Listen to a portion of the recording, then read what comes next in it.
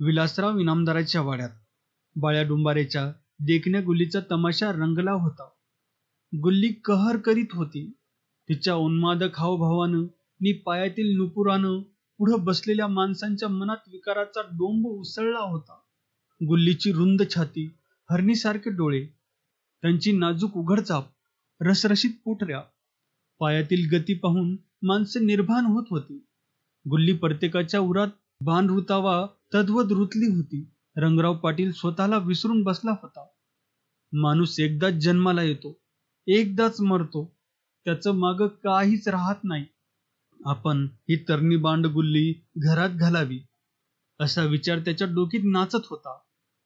आपला हा हेतू रंगरावनं गुल्लीलाही सांगून टाकला होता. पण उभा वाडा आणि अर्ध्या दौलतीचा कागद पाहूनच मी उत्तर देईन असं गुल्लीनं उत्तर दिलं होतं. गुल्ली नाचत होती, पण विलासरावाचं मन त्या तमाशात लागत नव्हतं. दुर्गाला आणली आहे ही खबर समजल्यापासून त्याचं मन दुर्गा दुर्गा करीत होतं. हा तमाशा मोडावा, दुर्गाला इथं आणावी आणि तिच्या त्या उफळत्या जवानीचा चक्काचूर करावा या विचारानं तो पागल झाला होता. अखेर विलासरावानं तमाशा मोडला. लोक उठून घरोघरी गेले. वाडा मोकळा झाला. विलासराव रंगरावाला म्हणाला, हा पाटील, गाव थंड पडला, जावा आणि ती भानगड इकडे पाठवा. रंगराव राव्या बंड्या यांना घरी घेऊन आला आणि सोफ्यात बसलेल्या नाथा पाटलाला पाहून सरकला. पण लटका आनंद व्यक्त करीत म्हणाला, अरे मामासाहेब, तुम्ही केव्हा आला? कशी काय, सर्व मंडळी ठीक आहेत? सारं ठीक आहे, नाथा पाटील तीक्ष्ण स्वरात म्हणाला. पण हे तुमचं घर कैदखाना कसं झालं? कैदखाना? रंगराव चमकून म्हणाला, मामा, माझ्या डोकीत नाही आलं. मग एका तर हे घर नेक अवलादीचं आहे, त्याचा तुम्ही कुंटणखाना केलाय. नाथा पाटील ताडकन म्हणाला, मेंढरावानी लोकांच्या पोरीबाळी तुम्ही आणता, या घरात कैद करून ठेवता नि लांडग्याच्या अवलादीचे पाप करून घराण्याच्या लौकिकाला काळे फासता. याचं नाव काय? कोणाच्या पोरी आणल्या? रंगरावही भडकला. माकडवाल्याची पोरगी कोणी आणली होती? पाटलानं दम भरला. कुठं आहे ती? रंगराव किंचाळला. नाना पाटील उत्तरला, म्या सोडली तिला. कोणी आणली होती? रंगरावानं गरकन वळून सारजाला विचारलं. राव्यानं आणि बंड्यानं, सारजा उत्तरली. तसा रंगराव धावला. खुंटीचा चाबूक घेऊन त्यानं बंड्यावर झडप घेतली. तो त्या दोघांना चाबकाना खडाखड मारू लागला. पाठीवर मार घेत राव्या आणि बंड्या दोघेही माग सरत सरत अंधारात शिरून पळत सुटले. रंगराव त्यांचा पाठलाग करीत धावला. वाडा शांत झाला.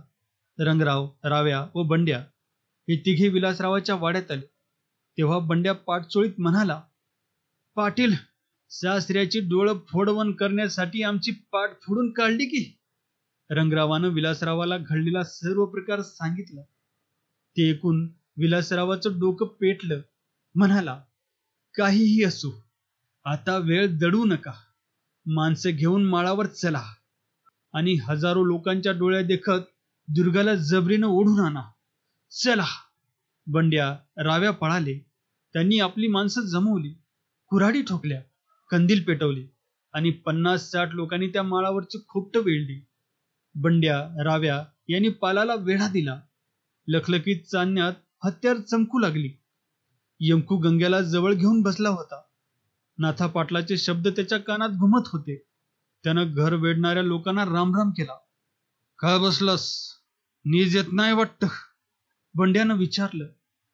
यंकू म्हणाला, कसा निजू? माझी पोरगी नदीला गेली, ती अजून आली नाही. कुठं गेली ती? राव्या खेकसला. देवाला ठाव, यंकू उत्तरला. राव्याने यंकूच्या घरात मुरकुंडी दिली. 4 कोपरे शोधले नि बाहेर आला. तोच बंड्याने यंकूचं पाल ओढून आडवं केलं. तसा गंग्या बिथरला नि यंकू हात जोडून म्हणाला, सरकार, मी गरीब आहे. मग तुझी पोरगी कुठे आहे? राव्याने विचारलं. यंकू म्हणाला, तिला कोणी पळवली या? सर्व पालांची झडती घ्या. विलासराव गरजला.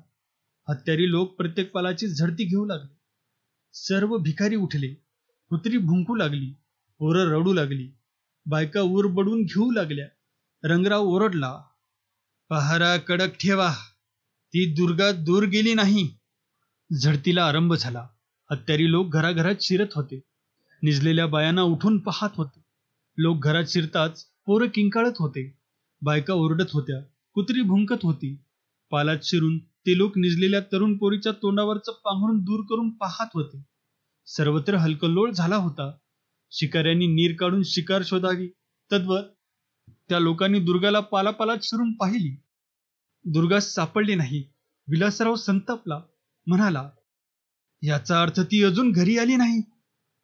ती एकतर रानात दडी मारून बसली असावी किंवा बंड्याने तिला दडवली असावी. नाहीतर ती जाणार कुठं? बंड्याचं धाबं दणाणलं. तो हात जोडून म्हणाला, सरकार, तसं म्हणू नका. मी बैमान नाही. मी आन भाग करीन. मला आन भाग नको. विलासराव बंदूक सरळ करून म्हणाला, मला ती पोरगी पाहिजे. प्रथम ती आण, मग मी पाहीन तुझं इमान. हे निर्वाणीचं मत ऐकून बंड्याचा हातपाय गळाला. तो दगडासारख्या काळजाचा माणूस विलासरावापुढं गांगरला. विलासरावानं हुकमी आवाजात सर्व भिकाऱ्यांना बजावलं की दुर्गाला हजर करा, नाहीतर माळावरून कोणालाही पाल मोडता येणार नाही. जो कोणी पाल मोडून पळून जाऊ पाहिल त्याचे हात पाय मोडले जातील.